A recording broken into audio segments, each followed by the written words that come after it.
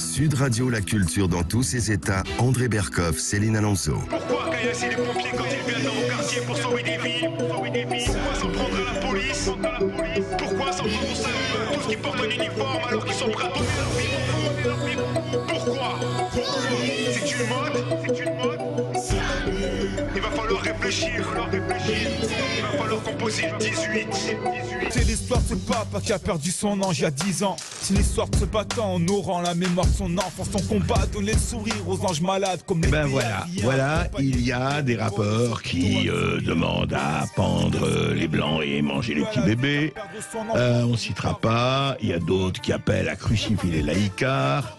Et puis, il y a un rappeur qui ne dit pas forcément dans tous ses disques que la police tue, même le contraire.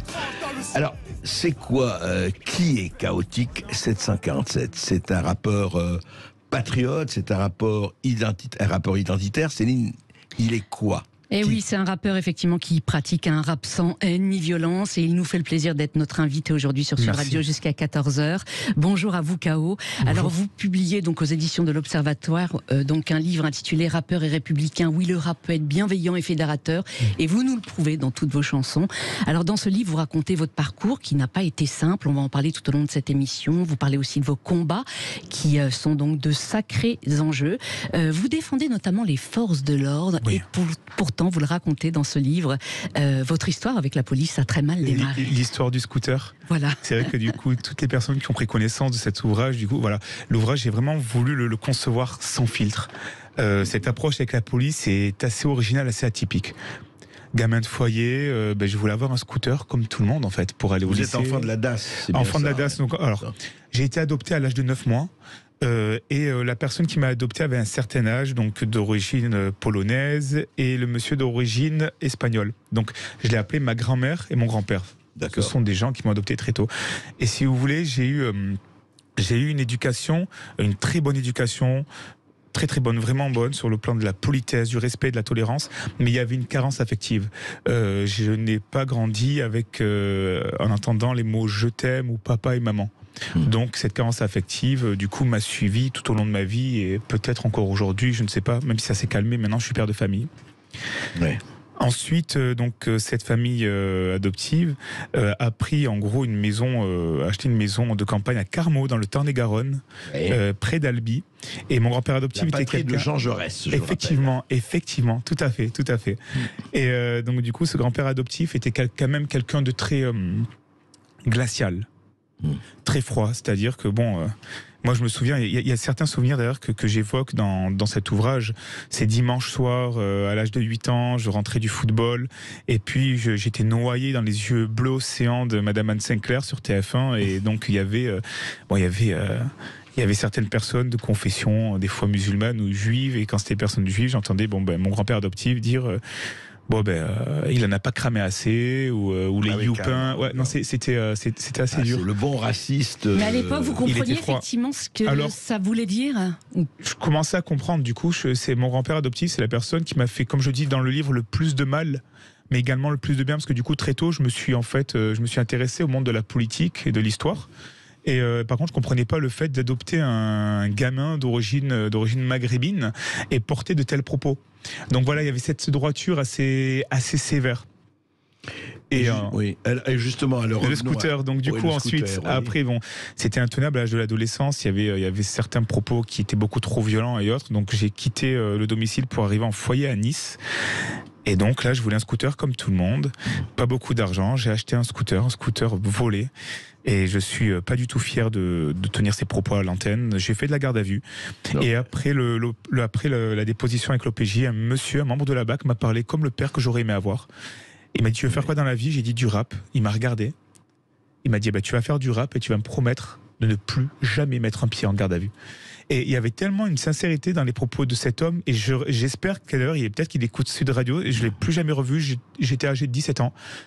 Mon seul rêve, à chaque fois que je passe à la télé ou que je passe dans un média, je me dis, j'espère que ce monsieur me voit aujourd'hui, qu'il est fier et qu'il viendra me voir dans Nice. Et ça vous a marqué, vous avez dit... Et à partir de ce jour-là, vous n'avez plus fait de bêtises en quelque sorte. Alors, je n'ai plus fait de bêtises, j'ai travaillé, j'ai passé des diplômes dans la sécurité incendie, et puis j'ai commencé à vouloir proposer un nouveau rap. un rap propre, un rap respectueux des institutions, un rap avec des thèmes, mettant en avant les enfants malades en l'occurrence, mettant en avant les femmes battues, mettant en avant aussi l'amour de ce drapeau. Et aujourd'hui, j'ai cette fierté. Et c'est pour ça que j'ai beaucoup de mal avec certaines célébrités ou autres hommes politiques s'en prenant ouvertement à la police.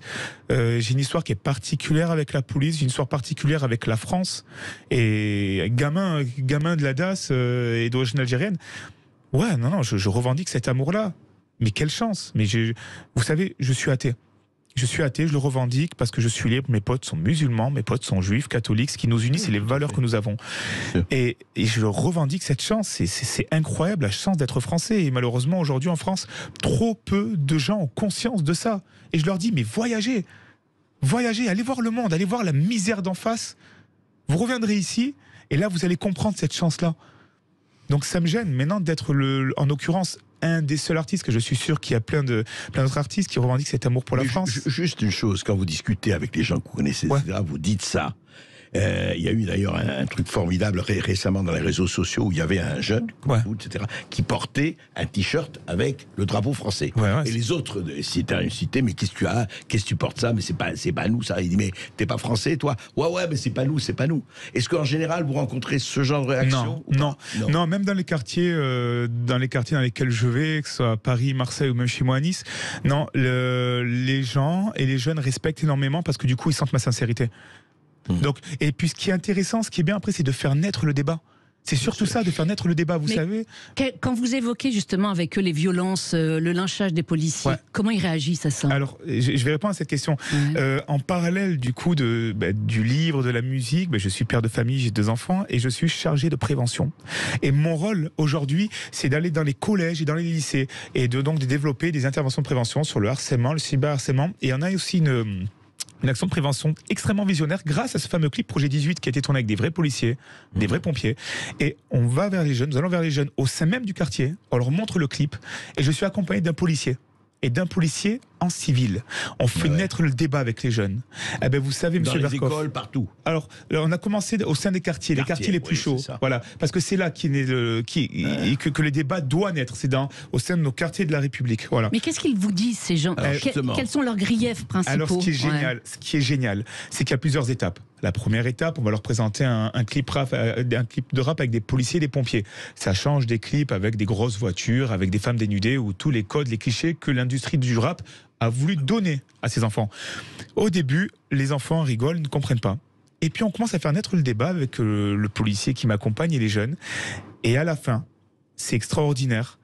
Les jeunes sont en demande, ils demandent des photos et le 3/4 disent, vous savez, moi K.O., mon rêve c'est d'être policier, mais je peux pas trop le dire, mon grand frère est policier, je suis fier de lui. Moi j'aimerais partir à l'armée. Donc en fait on se rend compte que toute une industrie depuis des années, on a fait mal à cette jeunesse parce qu'en fait les seuls exemples qu'on leur propose sont des exemples clichés. Mais des gamins en quartier qui aiment la France et qui soutiennent la police, il y en a. Sauf qu'ils ne peuvent pas parler. Ils ne peuvent pas s'exprimer. Mais non, ils ne peuvent pas s'exprimer parce que c'est délicat. Et moi, j'arrive dans leur quartier en leur disant écoute, je suis comme toi, je suis d'origine algérienne et je suis fier de ce pays. Et tu vois là, le policier à côté de moi, je suis fier d'être travaillé avec lui, je suis fier de la police. Et le policier qui travaille avec moi d'ailleurs, qui est absolument génial, qui est pédagogique, mais ça change tout. Ça change vraiment. C'est le même qui vient à chaque fois avec vous? Alors là, on continue cette action-là d'ailleurs dans nos quartiers de Nice. Et c'est extrêmement visionnaire ces actions, c'est génial. Et à chaque fois, ce sont des policiers différents. Mais c'est ça, c'est qu'à la fin, les jeunes, quand on quitte le quartier, ils nous posent une seule question. Laquelle? Vous revenez quand? Ah oui. Donc, c'est pour ça, je trouve, il y a tellement d'humanisme. Mais ces jeunes-là, et je n'aime pas parler de jeunes de quartier, moi je dis simplement, ces jeunes. Ces jeunes ont besoin d'un nouvel exemple positif. Voilà, on ne va pas attendre de gagner la Coupe du Monde au Qatar une fois de plus pour soulever nos drapeaux français et pour être fiers. Jamais de la vie, jamais de la vie. Et tant qu'on n'apporte pas ces exemples-là à la jeunesse française, on ne va pas y arriver. Voilà, on ne va pas y arriver. Alors Chaotique, en 2019, vous en avez parlé, vous avez lancé un appel au respect des uniformes. Écoutons Projet 18. L'histoire que je vais raconter est triste mais malheureusement vraie. Tu vas l'entendre maintenant car tu es malheureusement prêt. Ils ont aussi manqué de respect à nos anges. À l'encre rouge, j'écris mes rimes, reflète un monde étrange. Pardonnez-les, leur bêtise me dérange. Acceptez mes louanges, je ferai tout pour que le monde change. Ils ont aussi manqué de respect paix à nos anges. À l'encre rouge, j'écris mes rimes, reflet d'un monde étrange. Pardonnez-les, leur bêtise me dérange. Acceptez mes louanges, je ferai tout pour que le monde change. Eh oui, Projet 18, effectivement, le clip de cette chanson chaotique a fait plus de 500 000 vues sur YouTube et la moitié des bénéfices générés sont versés à des associations donc œuvrant pour des pupilles de la nation. Et alors là, c'est bien, je vais pouvoir l'annoncer. Le problème, c'est qu'en fait, je l'ai pas fait, j'ai pas mis les publicités sur ce clip. Donc du coup, on a généré quasiment rien du tout. Et pourquoi vous n'avez pas mis les publicités alors ? Je sais pas, on a fait n'importe quoi sur la sortie du clip. Ça vient de moi et de mes équipes et on n'a pas du coup généré d'argent par rapport à ce clip. Et de plus, 500 000 vues, je peux vous dire que depuis la sortie du clip, c'est rien. C'est rien du tout. Au moment où c'est que certains artistes rap sortent leurs clips et du coup ces clips-là sont vus à 10-20 millions de vues. Ouais. En fait, on compte, c'est rien, 500 000 vues. Moi, je vous le dis, ce n'est rien. Ce n'est rien, donc on continue le combat. On continue le combat, on essaie de faire avancer avec des actions visionnaires, de toucher ces jeunes et au sein même de leur quartier. Ce n'est rien, tout ça, c'est pas grand-chose, 500 000 vues. Voilà. Et maintenant, je suis content que ce clip-là serve d'outil. Vous savez, je vais vous dire un truc. Dans la société dans laquelle on vit, ces gamins issus de quartiers sont souvent issus de familles monoparentales. Donc la maman va travailler énormément, va faire des ménages ou autres. En général, elle a 3 gamins. Le père est souvent absent. Le gamin de 14-15 ans, si la maman n'arrive pas à le tenir, si le gamin ne va pas à l'école, il se passe quoi ? L'enfant ne va pas respecter sa maman. Ensuite, il y a une mécanique en chaîne. L'enfant ne va pas respecter le professeur, l'enfant ne va pas respecter l'éducateur. Et puis l'enfant ne va pas respecter l'uniforme, qu'il soit pompier ou policier. Et nous, moi, j'ai la chance de travailler avec eux dans les collèges et les lycées. Quand les gamins me voient arriver avec mes petites Jordan aux pieds, mon petit jean troué, et avec cette expertise et cette technicité d'approche, on n'a plus les mêmes gamins. Donc je pense qu'aujourd'hui, pour moi, l'avenir de la France, il est encore temps de faire bouger les choses. Mais il passe par l'éducation. Il faudrait qu'il y ait des centaines de chaotiques, là. Écoutez, moi je suis prêt en tout cas à travailler pour mon pays, je le fais à l'échelle régionale, à l'échelle locale sur le plan de ma ville de Nice et je suis engagé pour ce pays. Ouais. J'ai un enfant de 10 ans, j'ai une petite fille de 4 ans et à chaque fois que j'écris une chanson, d'ailleurs c'est ce que je stipule dans cet ouvrage, excusez-moi, la seule question c'est est-ce que plus tard mon fils et ma fille seront fiers de papa ? Oui, bien sûr. C'est la seule question avec laquelle j'avance actuellement. Ce qui est terrible, c'est ce clip. Suite à la diffusion, vous avez reçu des tonnes et des tonnes d'insultes sur les réseaux sociaux, ce qui est incroyable. Oui. On vous a traité de quoi, par exemple ? Fasciste, nazi, raciste, traître. Traître, oui, bien sûr. Mais après, honnêtement... Arabe de service. Ouais, le bougnoul, ouais, j'aime bien. C'est fun. C'est fun. Non, au début... vous savez, je vais être honnête avec vous. J'ai toujours essayé de travailler, de fédérer les gens. Voilà. Je pars du principe où ce qui va nous unir, peu importe nos différences, que ce soit nos orientations sexuelles, nos religions, nos couleurs de peau, notre âge, la seule chose qui va nous fédérer, ce sont les valeurs qui nous unissent. Les valeurs de vivre ensemble, de respect. Il y a un respect à avoir en ce pays, il y a un respect mutuel à avoir. C'est la seule chose qui m'importe actuellement. Maintenant, d'être traité de raciste, de fasciste, c'est quelque chose que je comprends pas. Mais en même temps, je sais, et j'ai les yeux en face des trous, j'analyse la société dans laquelle je vis. J'analyse le paysage médiatique et politique. Et nous vivons dans un pays dans lequel il y a extrêmement de violence. La violence, pourquoi ? Ça va créer du buzz, ça va créer une polémique. Alors on espère récolter un peu plus de voix pour les élections législatives, quand on s'en prend à la police ou des choses comme ça. C'est quelque chose que je refuse, je veux garder mon combat, je veux le préserver et vraiment avancer de façon naturelle et dans la paix. Il y a quelques jours, je ne savais pas quoi faire, alors j'ai pris mon petit scooter, j'ai pris 3 livres. J'ai offert mon premier livre à un champion de para-karaté, voilà, qui s'appelle Fred, il est handicapé, c'est quelqu'un que j'aime, il a gagné sa compétition, j'étais chez lui, j'ai offert le livre, on a passé un super moment, on s'est fait le bisou, je suis reparti. Ensuite, j'ai été à la caserne de pompiers Ancy, à Nice. Pareil, de façon inopinée, j'ai été reçu, M. Berkoff, mais franchement, ce sont des mecs en or, franchement, qui veillent sur nous. Et puis, j'ai été voir les copains de la police au commissariat Foch à Nice. Super accueil avec monsieur le commissaire et autres. On a pris des photos, bien sûr. J'ai fait attention de ne pas prendre leur visage en photo. J'ai posté ce petit message sur Twitter en remerciant la police de veiller sur nous. Et j'ai incité aussi, j'ai proposé à M. Mélenchon de lui offrir mon bouquin vraiment gratuitement avec le cœur, dans l'espoir qu'il ne tienne plus de propos aussi stupides qu'il tient par rapport à la police. Ça a fait un par buzz rapport au monstrueux. fait effectivement qu'ils veuillent désarmer la police, oui, c'est ça. Oui. Donc voilà, donc le truc a été liké plus de 6000 ou 7000 fois. Beaucoup de gens m'ont applaudi et certains m'ont traité de raciste et de fasciste et je trouve ça fou. Et puis comment aussi, pareil, pouvons-nous tenir des propos de vouloir désarmer la police alors que ce monsieur a été député de la 6e circonscription à Marseille et que nous voyons les quartiers marseillais gangrénés par la haine, par la violence. Nous voyons des personnes retraitées qui ont peur de prendre l'ascenseur des blocs parce que ces blocs-là sont tenus par des personnes malveillantes. Des dealers ou autres, enfin. Oui, mais je me dis c'est catastrophique. Et d'ailleurs, moi c'est quelque chose que je dis depuis un petit moment. Vous allez voir que si on ne fait rien sur le plan d'éducation, maintenant, pas de plan com. Les plans com, ça sert à rien. Nettoyer un quartier avant d'y aller, ça sert à rien. Il faut y aller tel qu'il est le quartier. Et on n'avertit pas les médias, on fonce. Vous allez voir que si on fait rien, dans les 5 prochaines années, si on laisse Marseille gangréner comme ça par les deals et par la violence, on va se retrouver en France avec la première ville, je l'annonce, la première ville qui aura une police qui sera proche du BOPE. C'est la même police qui intervient dans les favelas. Marseille, le cas de Marseille devient Rio de Janeiro, quoi. Les favelas du Brésil. Ça devient tendu. Ça devient tendu. Nous, encore à Nice, on a la chance du coup d'être assez préservés. On commence à avoir des actes comme ça se tire dessus, les coups de couteau. C'est triste, mais on est assez préservés. Mais j'ai peur pour mon pays. Je ne comprends pas que des hommes politiques tels que ce monsieur dont j'ai cité le nom. Il n'est pas le seul, Philippe Poutou aussi. Ah non, mais alors monsieur Poutou, d'ailleurs, je l'ai cité dans le fameux clip Être président. Voilà, donc comme tout à l'heure, j'ai dit en off à monsieur Berkoff, le savoir est une arme. Promis, je ne vous viserai pas, monsieur Poutou. Comment on peut tenir des propos comme ça? Moi, j'aimerais un jour faire un débat avec Madame Obono qui valide le fait de dire donc nique la France ou la liberté d'expression, Monsieur Poutou qui nous tient ceci le propos, Monsieur Mélenchon. Moi, ça serait un de mes plus grands rêves parce que j'ai besoin de savoir qu'est-ce qui vous anime. Au moment où on sait que vous portez votre écharpe tricolore, qu'est-ce qui vous anime pour tenir des propos comme ça? Êtes-vous conscient que vous faites du mal à la France? Êtes-vous conscient que vous divisez la France? Et comme je disais tout à l'heure chez un média, un confrère à vous, avez-vous la dignité et avez-vous le courage de tenir de tels propos aux familles de policiers tombés sous les balles lors des attentats qui a touché notre pays? Parce que si vous avez le courage de faire ça, vous êtes dangereux.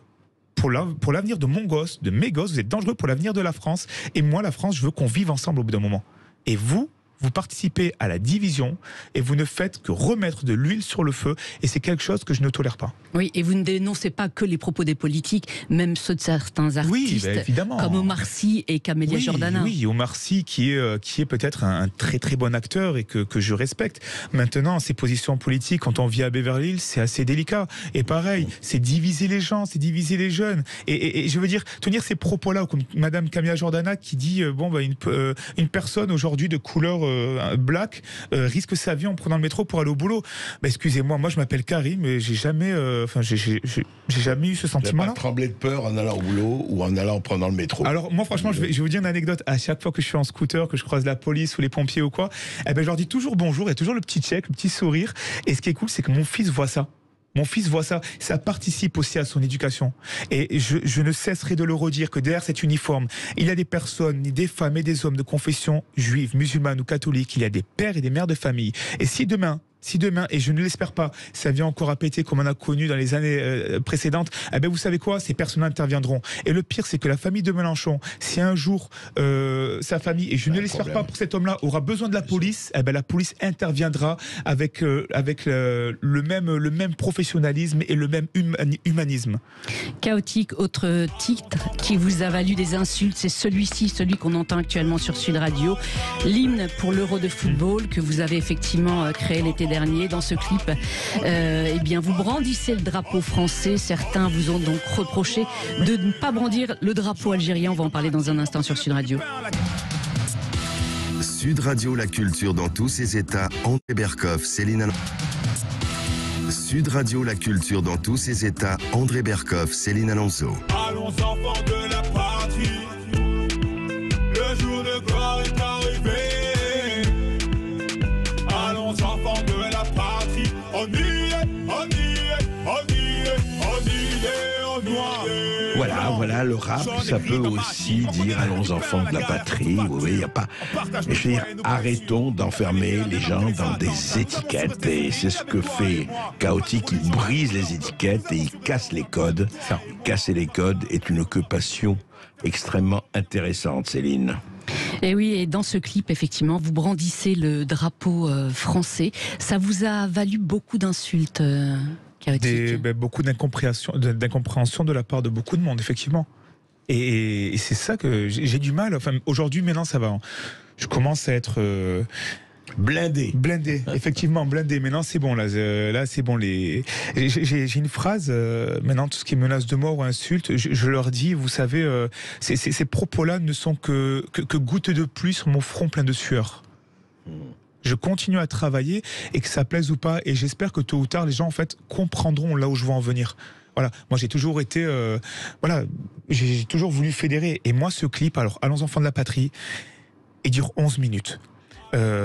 Il n'a pas été vu des millions de fois, une fois de plus, jusque, je sais pas, peut-être 12 000 ou 30 000, je sais pas. C'est le clip dans lequel j'ai ressenti la plus belle émotion de ma vie, parce que il part de chez moi, de ma petite tour HM du 11e étage, on voit mon gamin, et c'est l'histoire de ce drapeau qui se passe de main en main. Le black, le noir, le blanc, la personne qui ramasse les poubelles dans mon quartier, la personne LGBT, le travailleur, le policier.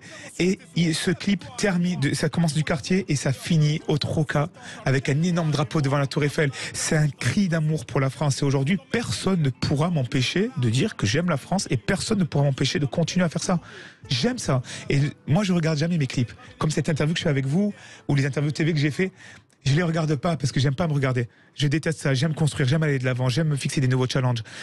Mais ce que j'espère, c'est que toutes les personnes, que ce soit vos auditeurs, que ce soit les téléspectateurs ou autres, se disent waouh, je veux vraiment voir ce qu'il fait parce que ça me touche. Et une fois qu'ils auront pris connaissance de ça, j'espère qu'ils disent mais en fait, oui, il a raison. Regardons-nous pour ce que nous sommes et qu'est-ce qu'on veut laisser comme trace. Et pour les générations futures, c'est les deux seules questions. Que répondre à Libération qui, à une époque, vous a dit, disait justement, Chaotique le rappeur qui ravit la droite, l'Obs qui en mai 2021 vous a rapproché du Ku Klux Klan et des suprématistes blancs. Que répondre effectivement à ça? C'est ce qu'on appelle un sens aigu de la nuance. C'est mais quelle joie, 13h35 de se retrouver à Sud Radio et de m'offrir une tribune médiatique, Monsieur Berkoff, mais merci. Alors pour l'histoire du Nouvel Obs, ça m'a énormément touché. Je peux pas en dire trop parce que du coup, cette histoire est en justice. Je tiens juste à remercier, j'espère qu'il entendra ce message, Maître Goldanel, parce que je n'ai pas les moyens d'avoir un avocat. Maître Goldanel s'est proposé à me défendre gratuitement, donc ça va aller en justice. Mais en gros, l'histoire, c'est que ce média, je ne citerai pas, a pris une petite photo dans laquelle je faisais, vous savez, le petit signe en plongée sous-marine, tout va bien. Oui, absolument. Je l'ai repris parce que juste, ils ont dit que ça, c'était un signe du Ku Klux Klan. Alors, je fais du rap positif, mais franchement, j'ai pas inventé l'eau chaude. J'ai juste repris ça. Et ce signe-là, en fait, je le fais. Vous pouvez aller voir sur mon Instagram, mais on n'a pas besoin. Sur Facebook. Il y a eu d'autres personnes qui ont été accusées de la même chose parce qu'ils avaient fait ça. Mais là où vous pouvez aller voir mon Facebook, même personnel, Karim Chaotique, et je le fais avec Soprano, je le fais avec Jean-Claude Camus, avec plein de gens, avec Ayam. D'ailleurs, Ayam, vous les avez reçus il n'y a pas longtemps. Absolument. Et non, ce média a repris une photo dans lequel j'ai fait ce signe avec des policiers, et là du coup j'ai été accusé d'aimer le Ku Klux Klan. Donc c'est un peu comme Omar Sy, on va prendre une problématique américaine, on va l'importer chez nous gentiment pour essayer de faire mal à une seule personne, on va essayer aussi de vendre du papier, ça va créer un buzz, ça va créer une polémique, et c'est génial. Et c'est pareil, il y a la liberté de la presse, je la respecte entièrement, mais il y a oui, mais la liberté de dire n'importe quoi n'est pas non plus un élément de liberté fondamentale. C'est un peu comme pareil, Madame Bonneau, dont tout à l'heure on parlait. Maintenant, ça me fait mal au cœur. Ils ont le droit de dire, dites ce que vous voulez. Je suis raciste, je suis nazi, je suis fasciste. Venez voir un peu, par exemple, ce que j'ai fait il y a 3 semaines quand, avec mes fans sur Facebook, on s'est dit du jour au lendemain, tiens, on va faire une cagnotte pour la banque alimentaire du département des Alpes-Maritimes, et on a remis 3 300 €. Est-ce que ce média était là pour le dire ? Est-ce que ce média est là, par exemple, quand on va défendre les femmes battues, quand on va rencontrer ces jeunes de quartier pour essayer de retisser le lien entre la police et les jeunes, la police et les populations? Non, c'est bien plus facile de s'en prendre à un petit gars de quartier qui porte une paire de Jordan, une casquette, et de dire regardez, il est facho parce qu'il brandit le drapeau français ou parce qu'il fait un signe. Je trouve ça, c'est stupide. Et vous plaidez pour un patriotisme du quotidien. Ouais. Vous trouvez dommage que bon nombre de Français n'affichent un drapeau, donc bleu, blanc, rouge, que lorsqu'il y a des drames, des attentats ou autres? Vous savez, c'est un peu comme comme le vote. Les gens ne sont pas obligés de montrer le drapeau français tous les jours. Chacun est libre de faire ce qu'il veut. Moi, en tout cas, ce drapeau, dès que je peux le mettre sur un clip, d'ailleurs, j'ai une petite lentille bleu, blanc, rouge sur mes clips. Dès que je peux mettre ce drapeau français, je le mets. Dans la chambre de mon fils, si vous venez, il y a des drapeaux de ses stars préférées, du foot, de Kylian Mbappé et autres. Et puis, il y a un énorme drapeau bleu, blanc, rouge dans la chambre de ma fille. Elle a 4 ans et c'est pareil. L'éducation que je leur porte, c'est d'aimer le pays dans lequel on vit. Et tout doucement, avec mon fils, je lui explique la chance que nous avons d'être français. Étrangement, moi, je ne suis jamais allé en Algérie. Mon père est bloqué en Algérie parce qu'il a fait différents trafics. Et je ne me sens pas prêt. Je n'ai pas envie. C'est comme la tombe de ma mère. Je l'ai enterrée en 2009. J'ai pas encore le truc parce que j'ai encore beaucoup de souffrance en moi. Je comprends pas le fait qu'on ait laissé un gamin vivre seul à la DAS dans la rue. Voilà. Et mon fils, pareil, et c'est lui qui me dit, papa, j'aimerais bien un jour aller en Algérie pour aller sur tes racines. Il a 10 ans. J'irai peut-être avec mon fils pour lui montrer peut-être les racines de papa, les racines que je ne connais pas. Je parle même pas un mot arabe, vous savez. Mais l'éducation que je porte à mon enfant, c'est ça. Aimer la police, les pompiers, leur expliquer l'importance de ces hommes et de ces femmes en France et l'amour de ce drapeau. Je trouve que c'est très important. Alors justement, vous avez été placé dans une famille d'accueil à l'âge de 9 mois, c'était en 1983. Qu'est-ce qui fait que vous l'avez été? Racontez-nous votre histoire. Vous savez, il y a des choses que je ne connais pas de mon histoire. Tout simplement. Je sais que ma grand-mère adoptive m'expliquait certaines choses. Sur mon bras, sur mon coude, j'ai des marques et apparemment, c'est des traces de cigarettes. Il y a des choses que je ne peux pas vous dire aujourd'hui et je peux pas... C'est encore délicat. C'est encore trop délicat et je vous disais tout à l'heure en off, l'être humain est une machine mais tellement extraordinaire. Et vous savez, quand on vit des traumatismes, on a la capacité de les oublier. Pour ce livre que nous avons travaillé avec les équipes de Muriel Meyer, il a fallu réouvrir ses tiroirs, réouvrir ses cicatrices. Après, il m'a fallu du temps pour... C'est pas l'être humain, c'est le meilleur et le pire. Hein. L'être humain, l'être humain peut être un animal et encore, je pense que les animaux ont peut-être beaucoup plus de cœur que certains êtres humains. Vous aviez quel âge quand vous avez rencontré pour la première fois votre maman? Ma maman avait des droits de visite, donc je peux pas vous dire. Après, j'ai été suivi par des psychologues pendant un moment parce que j'ai vu certaines choses. Mais le passage qui m'a fait le plus de mal, d'ailleurs c'est un passage que j'évoque dans le livre, c'est ce fameux passage où ma famille adoptive n'avait pas les moyens de m'acheter des chaussures de marque, des vêtements de marque et autres. Donc on avait souvent l'habitude d'aller aux Emmaüs, fondés par Monsieur l'abbé Pierre, d'ailleurs que je respecte énormément, avec Monsieur Balavoine et Monsieur Coluche. Ce sont vraiment les 3 personnes que j'ai dans le cœur et je rêve un jour de les rencontrer au paradis et me taper des tchatchs avec Coluche et Balavoine en leur disant merci. En tout cas, vous rigolerez, ça c'est sûr. On va se marrer, ouais. Mais du coup, en gros, un jour, je me souviens, c'était un mercredi, ma grand-mère avait une vieille Fiat 127 et elle me dit, on va aller aux Emmaüs. On y va, elle me sort un sac de 100 litres et là-bas, vous savez, c'est comment dire, ce sont des cases, il y a plein de vêtements. Et elle me dit, tu remplis ce sac. C'est pour une personne qui t'aime et que tu aimes énormément. On a rempli ce sac, on a pris la voiture direction Nice-Nord, on est sorti de la voie rapide et à l'époque, vous avez plein de ponts et vous aviez un banc. Sur ce banc, il y avait une personne extrêmement sale et extrêmement gonflée. Ça avait l'air d'être une femme. Ma grand-mère sort du véhicule en me disant « Attends-moi ». Et ma grand-mère rouvre le coffre de cette petite Fiat 127, elle prend ce gros sac chargé comme jamais. Et puis il y a cette dame qui me faisait peur, qui se rapproche de mon véhicule, et plus elle se rapprochait, et plus je commençais à rentrer dans mon siège. J'avais peur, je comprenais pas trop ce qui se passait. Et ce que je me souviens, c'est que cette dame tape à la portière, et elle me dit Bijou, viens me faire un bisou. C'est la première relation que j'ai eue avec la rue. Et donc j'ai compris du coup que ma maman, j'ai compris que c'était ma mère. Et ce sont des... Vous aviez quel âge à ce moment-là? 8-9 ans. Ouais. 8-9 ans. Ouais. Et ce sont des souvenirs qui vous restent en tête ou bien sûr. Ou comme les propos de mon grand-père adoptif, c'est ces propos violents et le grand-père adoptif, c'est vrai que oui, voilà, cette adoration pour cet homme qui a marqué l'histoire en mal. Je ne vais même pas redire le nom, mais vous savez, mon grand-père adoptif, c'est la personne qui m'a fait le plus de mal, mais qui m'a fait le plus de bien. Là où je vivais à Carmaux, vous savez, c'est un peu comme Marly-Gaumont, ces vastes campagnes, ces vaches. Et le copain le plus proche habitait très loin. Donc j'avais besoin d'une mobilette ou d'un scooter. Et quand il fallait passer le brevet, j'étais voir, je l'appelais Papy. Et j'ai dit, Papy, voilà, j'aimerais avoir une mobilette ou un scooter pour aller voir les copains et puis aller draguer les filles, tout ça. Et il m'a dit, ok, passe ton brevet, si tu l'as, tu auras ton 2 roues. Alors, je n'étais pas bon élève. J'ai travaillé énormément et j'ai eu mon brevet. Et quand je l'ai eu, j'ai couru en perte de poumon, j'ai couru, mais comme jamais. Je suis arrivé, il était dans ce champ en train de travailler la terre et j'ai été le voir tout fier, tout content. J'ai jeté mon sac. Je l'ai regardé, j'ai dit, Papy, j'ai eu le brevet. Et il m'a regardé dans les yeux, il m'a dit, c'est bien. Ça s'est arrêté là. J'ai jamais eu de 2 roues. Ah, il n'a pas rempli sa promesse. Et du coup, c'est pour ça qu'aujourd'hui, je suis un petit mec qui aime se fixer des challenges. Là, j'ai la chance de côtoyer Olivier Marchal. J'espère de tout cœur avoir une expérience dans le cinéma, dans le théâtre, continuer à travailler le social avec les femmes battues, les gamins malades. En fait, je suis un challenger. Et aujourd'hui, il y a des carences affectives. Elles seront là, je pense, toute la vie, malgré l'amour que portent mes enfants à mon égard et l'amour que je leur donne. Non, mais vous avez transformé votre douleur et votre souffrance en conscience positive. Qu'est-ce qui fait... C'est énorme. Oui. Ça, c'est énorme. Et qu'est-ce qui fait que vous n'avez pas sombré? Quel a été le déclic? Parce qu'à 15-16 ans, vous avez été placé en foyer. À 18 ans, vous êtes quand même quelques jours à la rue. Quel a été le déclic? Qu'est-ce qui vous a empêché? Je sais pas, l'impact de voir un corps mort de 39 kilos m'a rongé par la rue, l'alcool et la drogue dure, ma mère. Je sais pas, je flippe, j'ai peur. Je suis obsédé par le temps. Je suis obsédé par le temps qui passe. Et je veux pas réussir.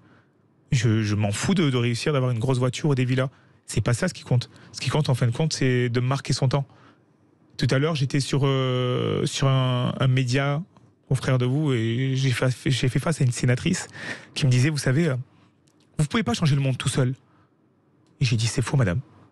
C'est faux, il suffit d'y croire et de se battre.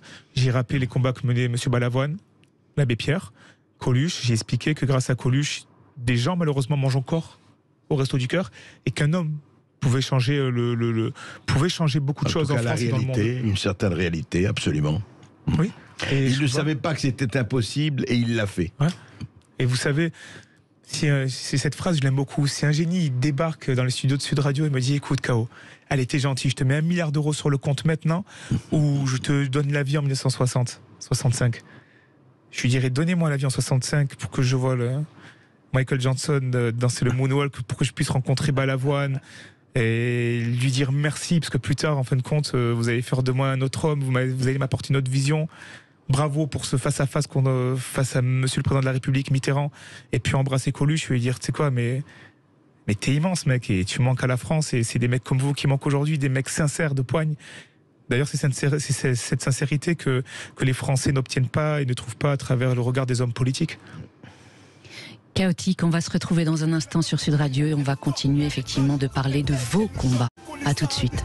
Tous ces États, André Berkoff, Céline Alonso. Être président, c'est gérer l'avenir de nos morts.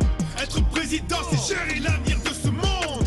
Être président, vous voulez tous le trône. La France est un royaume, sa couronne dira hommage. Être président, c'est gérer l'avenir de nos morts. Être président, c'est gérer l'avenir de ce monde. Là, nous ne sommes pas dans l'élection présidentielle. Chaotique 747 avait fait ça pour l'élection présidentielle de mars et avril dernier. En revanche, dimanche prochain, c'est le second tour décisif des élections législatives. Alors, pour vous, Chaotique, Céline, est-ce que Chaotique, il faut aller voter ou pas ? Eh ben oui, effectivement, plus de la moitié des Français n'ont pas été votés la semaine dernière. Comme en 2017, ça vous sidère ? Ça me fait peur. Ça me fait peur. Voter est un droit. Ce n'est pas une obligation. Par contre, effectuer son devoir citoyen, je sais pas. Nous avons des responsabilités. Là, en l'occurrence, vous faites écho sur le clip que nous avons fait avec les copains, Être président. Ce clip-là, on y a cru, on est peut-être utopiste un peu dans l'équipe, mais nous avons voulu motiver les jeunes et les Français, en l'occurrence, à aller voter. Ça prend 5 minutes, on va voter. Bon, je l'ai envoyé aux médias, à beaucoup de médias. Bon, pas beaucoup n'en ont parlé. très très peu, extrêmement peu. Je pense qu'il y a une erreur de communication de notre part.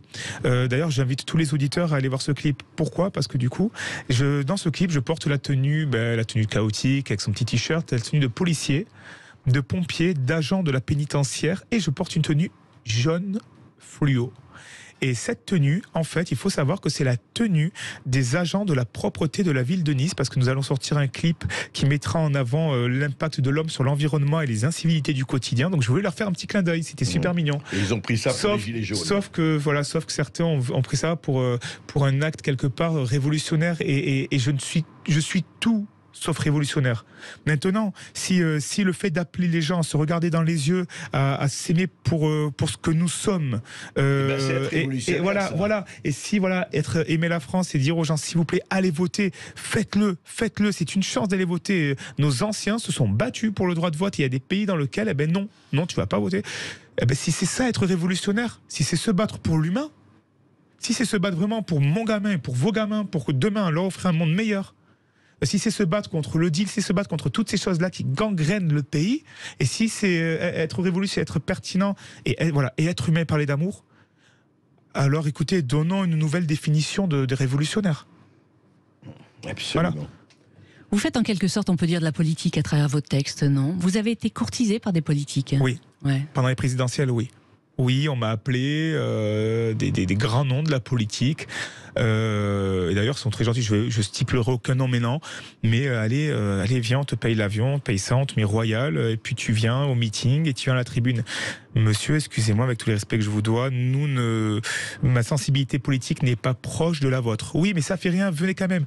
Monsieur, du moment où je viens, il va y avoir des photos. Donc les gens vont croire que je vous valide. Non. Aujourd'hui, moi, je veux rester au-dessus de tout ça et je veux faire tant réfléchir les grands politiciens, les sociologues, les politologues, comme les gens lambda que je suis, de quartier ou non, juste pour prendre en considération ce message d'amour et ce message qui est extrêmement fédérateur. Qu'auriez-vous envie de répondre à tous ceux qui vous ont adressé sur les réseaux sociaux des menaces de mort ? Je suis encore là. Et je ne changerai pas parce que vous savez quoi ? À vous qui me menacez de mort ou autre, c'est que vous n'avez pas compris le sens de mon message. Vous êtes libre de voter qui vous voulez. Je ne vous dis pas d'aller voter là. C'est vous, mais allez voter. Vous êtes libre de faire ce que vous voulez. Par contre, les messages que je passe sont peut-être bénéfiques pour vos enfants alors que vous-même, vous menacez de mort. La haine. Juste un mot, je viens de recevoir ça par rapport à ce dont vous parliez hier, jeudi. À Nice à Dunkerque, et de l'autre côté de la France, une policière s'est tiré une balle dans la poitrine au commissariat de Dunkerque. Elle a agi dans les vestiaires du commissariat, elle a été transportée à l'hôpital et je ne sais pas, elle est sans le pronostic vital. Et c'est une collègue fragile. Alors, on ne va pas attribuer à tel ou tel, il y a eu des problèmes personnels, etc. Mais qu'est-ce que ça vous fait cette incroyable, quand même, depuis des années d'ailleurs, recrudescence des suicides de policiers. Le taux de suicide chez les policiers est énorme et quand on pousse les enquêtes, on se rend compte qu'énormément de policiers ont déjà pensé à se donner la mort. Voilà. C'est extrêmement grave les propos que je tiens à l'antenne, c'est extrêmement grave. Et c'est ça, tous ces hommes politiques, est-ce qu'ils ont conscience de ça ? Ce sont des hommes qui veillent sur nous. Il va falloir se rappeler les attentats qui ont touché notre pays. Moi je viens de Nice, j'ai la chance d'être ami avec un homme, il est extraordinaire cet homme, il s'appelle Franck Terrier, c'est lui qui a ralenti, vous savez. Il y a eu le 14 juillet à Nice, le promenade des Anglais. Ça. Franck Terrier est un homme extraordinaire que je connais, c'est lui qui a ralenti le fameux camion fou, qui a pris tant de vies. Et ensuite, il y a eu l'intervention de la police. Et heureusement, ce camion a fait énormément de dégâts, il aurait pu en faire plus. Et d'ailleurs, ce que je parle là, c'est tabou à Nice, on n'en parle pas. Parce que les cicatrices, elles sont profondes encore. Elles sont encore profondes à ce jour. Et donc, s'en prendre à la police comme certains font, c'est inadmissible. Et moi, encore là, je profite de cette antenne pour leur dire à vous, messieurs et mesdames, les policiers qui veillaient sur nous, les pompiers et puis tous ces corps de métier, non. Nous sommes majoritaires à être fiers de vous. Moi, je suis content de ce que je fais. Aujourd'hui, je suis dans la musique. J'espère que demain, peut-être, je serai dans le théâtre, dans le social. Je sais pas si un jour je ferai de la politique ou des cinémas. Mais cet engagement-là, nous sommes des millions à être derrière vous et nous, on vous soutient. Voilà. Et si un homme au sein de la police ou autre corps de métier fait une bêtise, il fait face à la loi comme tout le monde. Mais il est hors de question de faire des amalgames. C'est dangereux ce qui est en train de se passer. Et j'appelle encore une fois Monsieur Mélenchon, je sais même pas s'il m'écoutera, mais à se reprendre. Voilà. Un mot, si votre père adoptif, effectivement, vous écoute actuellement, qu'auriez-vous envie de lui dire ? Il y a des années en arrière, papy, tu me disais une phrase. À l'âge de 20 ans, on te retrouvera mort dans le caniveau avec une balle dans la tête. Bon, j'ai 39 ans, je viens de sortir mon livre. J'ai la chance de voyager entre Miami, New York. J'ai la chance de faire rêver des gens sur Facebook de tout âge. Ils sont juifs, ils sont musulmans, ils sont catholiques. Et puis tu sais, papy, juste un truc. À mon fils et ma fille, je leur ai dit je t'aime. Ouais. Ouais. Merci. Merci Chaotique d'être venu sur Sud Radio. Je rappelle que votre livre, qui est bouleversant, Rappeur républicain, est paru aux éditions de l'Observatoire. Lisez-le, chers auditeurs de Sud Radio. Tout de suite, vous retrouvez Brigitte Lahaie. Quelles sont les différentes façons de libertiner ? Effectivement, on passe à un autre sujet. Réponse dans un instant sur Sud Radio avec Jean-Charles Bouchou, psychanalyste. Sud Radio. Sud Radio. Parlons vrai. Parlons vrai. Sud Radio. Parlons vrai.